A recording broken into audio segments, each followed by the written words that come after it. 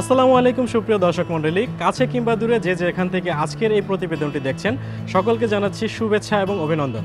দর্শক মণ্ডলী, আপনাদের সাথে আমি রয়েছি কৃষিবিদ Mohammad Tuklifful Miad Moin, assistant product manager ACI animal genetics. বদলে যাবে সারা দেশ, দুধে মাংসে বাংলাদেশ, এই স্লোগানকে সামনে রেখে এসিআই অ্যানিম্যাল জেনেটিক্স দেশের গবাদি পশুর জাত উন্নয়ন করে দুধ এবং মাংসের উৎপাদনশীলতা বৃদ্ধি করে চলেছে। তারই ফলশ্রুতিতে আজকের যে প্রতিবেদনটি আপনাকে দেখাচ্ছি সেটা হচ্ছে আমাদের ACI animal genetics research and development সেন্টারের। এখানে কিভাবে ব্রিডিং বুল লালন পালন হচ্ছে, সেখান থেকে কিভাবে উন্নত জাতের ষাঁড়ের সিমেন্ট প্রস্তুত হচ্ছে, তার সামগ্রিক প্রতিবেদন আজকের এই ভিডিওটি আপনাদেরকে দেখাবো।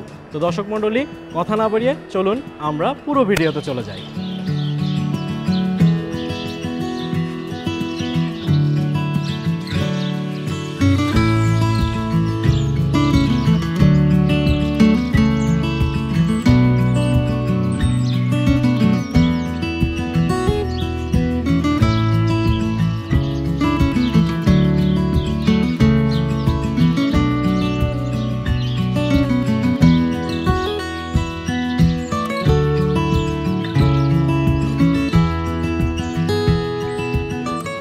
দর্শক মণ্ডলী, আমরা এ পর্যায়ে দাঁড়িয়ে আছি বুল স্টেশনের এন্ট্রেন্স গেটের সামনে।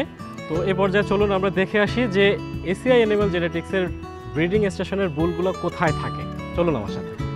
তো দর্শক মণ্ডলী, আপনারা দেখতে পাচ্ছেন সর্বপ্রথম আমরা কিন্তু এখানেও বায়োসিকিউরিটি যে বিষয়টা, এখানে কিন্তু দেখেন পায়ের জন্য কিন্তু ফুটবাথ রয়েছে। আমাদেরকে এই ফুটবাথের ভিতর থেকে যেতে হবে। এখান থেকে আমরা বাইরের থেকে যখন আসছি তখন যাতে আমাদের সাথে কোনো জীবাণু ভিতরে প্রবেশ করতে না পারে, সেই জন্য এই বায়োসিকিউরিটি সিস্টেম। তো আসলে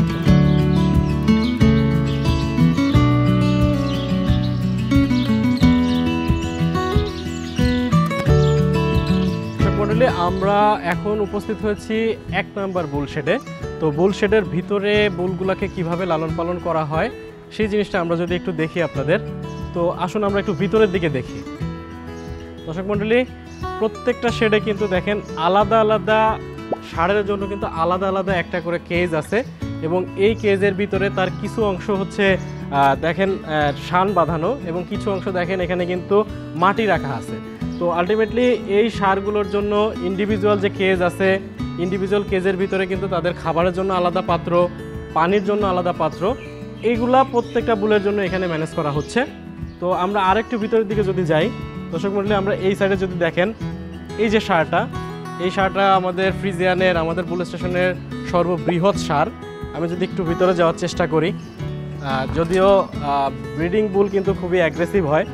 তো আমি ষাঁড়ের পাশে দাঁড়ালে বুঝতে পারতেছেন যে এটা কত বৃহৎ আকৃতির একটা ষাঁড়। তো দেখেন তার রেস্টিং কন্ডিশনের জন্য কিন্তু নিচে এখানে দেখেন রাবার ম্যাট ইউজ করা হয়েছে, সেখানে রেস্ট করতেছে। এছাড়াও তার এক্সারসাইজের জন্য কিন্তু এখানে ওপেন ফিল্ড রাখা আছে, এখানে নরম বালি এবং সুরকি এবং পাথর দেয়া আছে, যাতে করে সে এখানে হাঁটাচলা করতে পারে এবং তার যে খুর বা হুফ সেটা যাতে সঠিকভাবে এখানে পরিচর্যা হয় এই এক্সারসাইজের মাধ্যমে, সেই ব্যবস্থা। এছাড়াও তার এখানে দেখেন এইখানেও কিন্তু হচ্ছে শান বাঁধানো আছে, এখানে পাকা করা। তো আলটিমেটলি এটাও কিন্তু তার খুরের সুস্থতার জন্য প্রয়োজন। তো আলটিমেটলি আমরা আরেকটু যদি ভিতরের দিকে যাই, আমাদের শেড যদি আরেকটু দেখাই, তো এখানে দেখেন প্রত্যেকটা শেড কিন্তু খুবই সুন্দরভাবে নিট অ্যান্ড ক্লিন করা আছে। তাদের জন্য ইন্ডিভিজুয়াল খাবারের পাত্র, পানির পাত্র।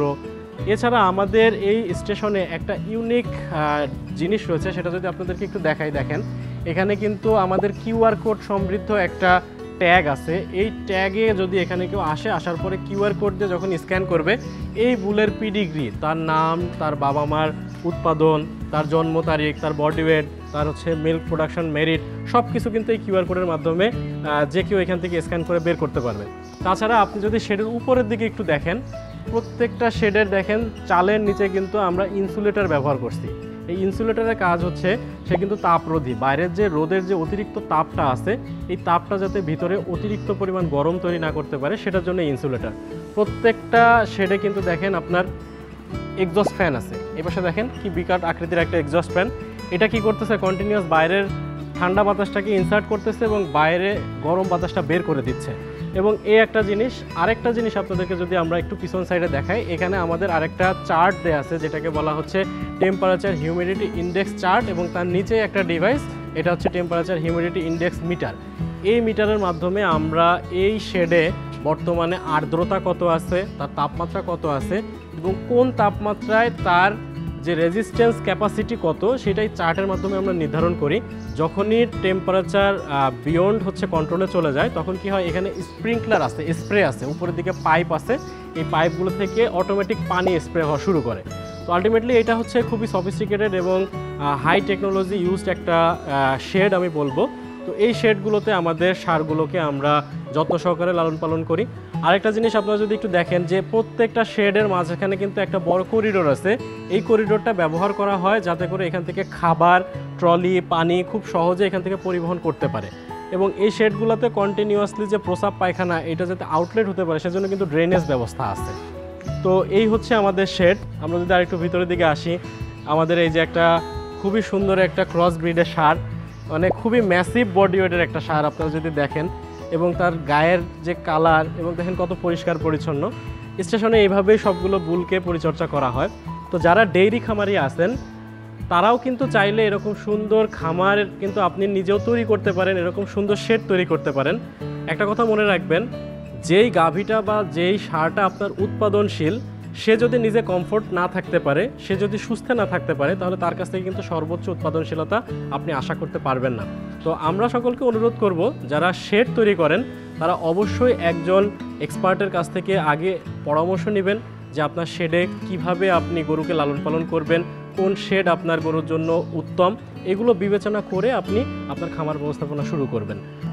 দর্শক মণ্ডলী, আমরা তো পুরো শেডগুলো ঘুরিয়ে ঘুরিয়ে আপনাদেরকে দেখালাম। তো এই যে সারগুলো লালন পালন ব্যবস্থাপনা কিন্তু সচরাচর যে সমস্ত খামারিরা গরু লালন পালন করে তার থেকে কিন্তু ভিন্ন। তাহলে সেক্ষেত্রে এই বুলগুলোর খাদ্য ব্যবস্থাপনাও কি কিছুটা ভিন্ন?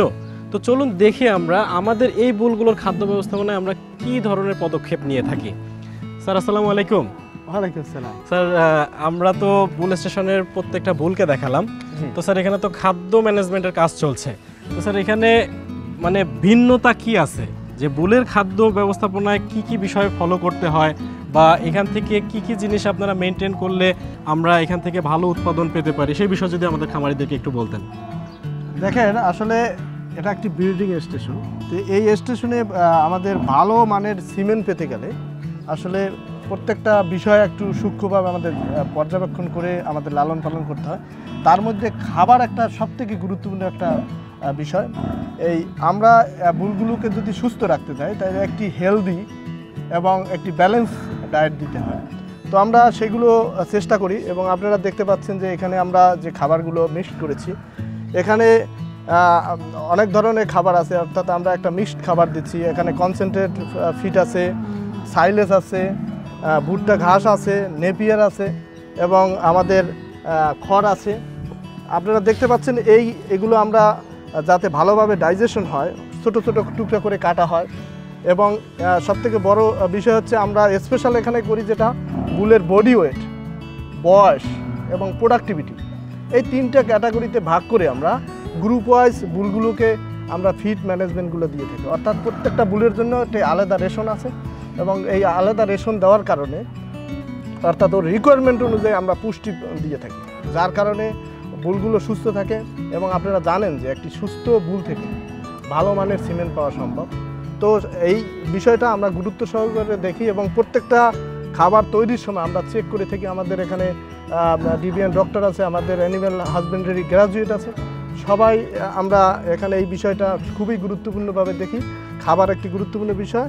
আমরা টোটালি প্রত্যেকটা বুলের একটি আলাদা করে একটা ব্যালেন্স প্রদান করি থাকে এবং এতে বুলগুলো সুস্থ স্বাভাবিক থাকে এবং ভালো মানের সিমেন্ট পাওয়া যায়।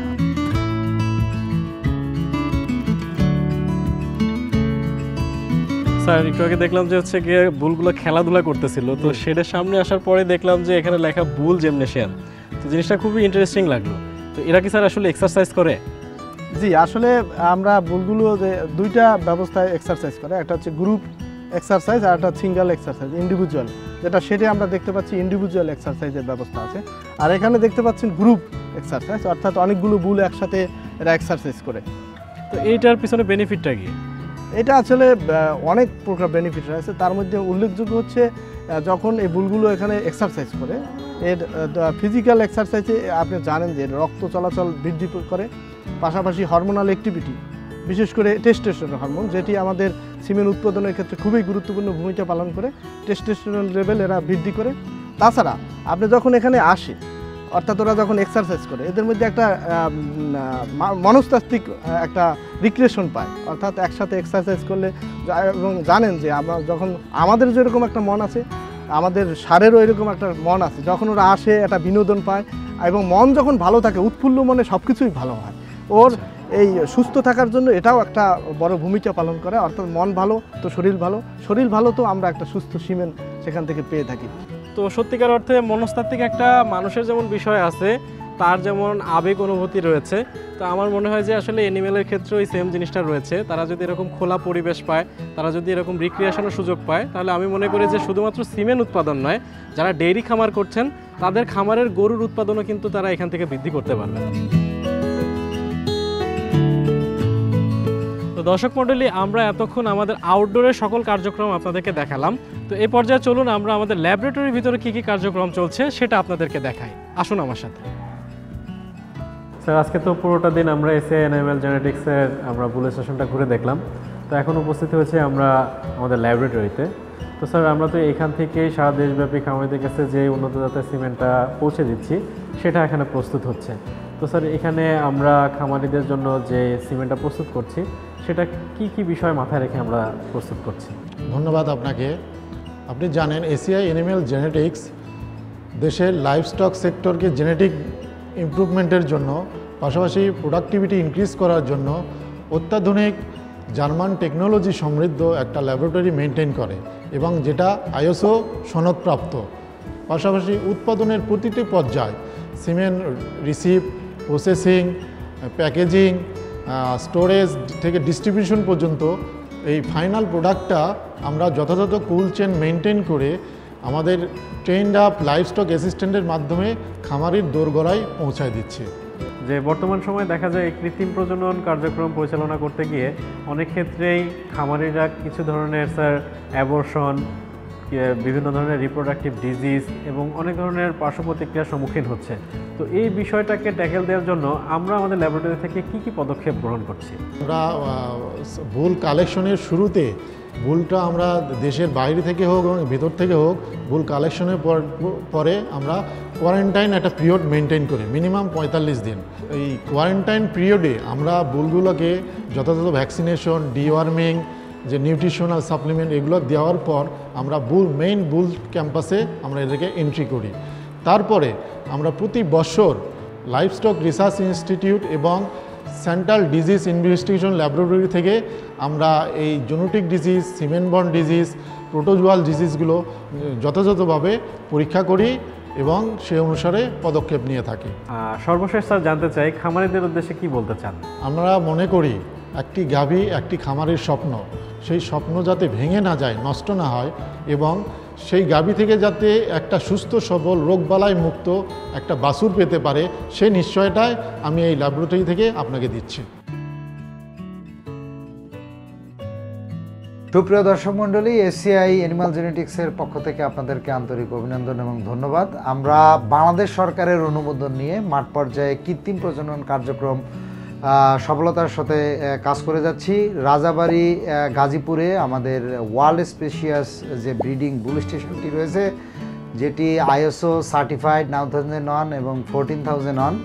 আমরা আমাদের বুল স্টেশনে এফসেপটিক কন্ডিশনে আমরা কোয়ালিটি সিমেন্ট প্রডিউস করছি। আমাদের বুলগুলোকে আমরা অ্যানিমাল ওয়েলবিংয়ের মনিটরিং করছি, তাদেরকে কোয়ালিটি ম্যানেজমেন্টের কারণে আমরা 14001 যে সার্টিফিকেশান পেয়েছি, এর মাধ্যমে আমরা যে কাজটা করছি কোয়ালিটি সিমেন্ট প্রডিউস করতে পারছি এবং এই কোয়ালিটি সিমেন্ট প্রডিউস করার মাধ্যমেই আমরা সারা বাংলাদেশে মাঠ পর্যায়ে সর্বাধিক গর্ভধারণ হার নিশ্চিত করতে পেরেছি এবং 2019-এর জুলাই মাস থেকে এই মাত্র 6 বছরে আমরা প্রায় 36 লক্ষ উন্নত জাতের বাছুর আমরা খামারিদেরকে উপহার দিতে পেরেছি।